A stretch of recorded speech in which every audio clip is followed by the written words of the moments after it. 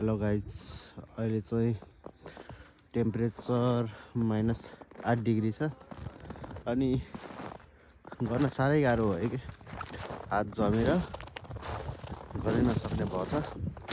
अब तैपनि अब गरिरहेछौँ कि अब यता अहिले काम गराउने बसहरू कोही पनि छैन, इन्जिनियर पनि यता छैन। कति बेला आउँछ अनि त्यसपछि हामी चाहिँ अहिले नगरिकन बसिरहेछन्, गर्नै नसकेर अब एकदम के हात चिसो भयो, खुट्टा चिसो भयो कि जमेर। अनि त्यसपछि इन्जिनियर आयो भने हामी गर्न सक्दैनौँ भनेर भन्छौँ भनेर अहिले बसिराखेका छौँ। अहिले चाहिँ -8 डिग्री टेम्परेचर छ कि, यस्तो चिसो छ कि, काम त गरिरहेको छ तर लास्टै चिसो छ कि, हावा चलिरहेछ होइन। यस्तरी त सकिन्न हौ, औँला काटेर एकदमै गाह्रो भएको अवस्था छ। हजुर दाइ, म त युट्युबमा हाल्ने यो भिडियो, युट्युबमै हाल्छ। हेलो भन्नु। Hello hello. हामी चाहिँ काम गर्न नसकेर बसेको अवस्था, -8 डिग्री टेम्परेचर।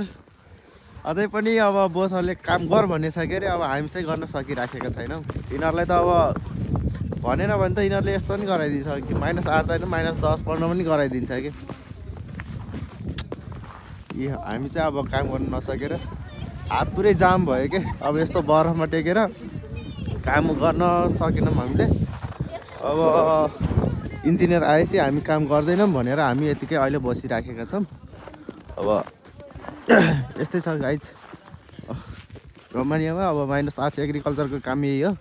यो चाहिँ स्याउबारी हो, यो हाँगा काट्ने हो। तर अति भयो कि -8 डिग्री भनेको त राम्रो पन्जा पनि दिएको छैन। अब राम्रो पन्जा भएको भए, राम्रो जुत्ता भएको भए त -8 दाइ, अहिले -8 छ।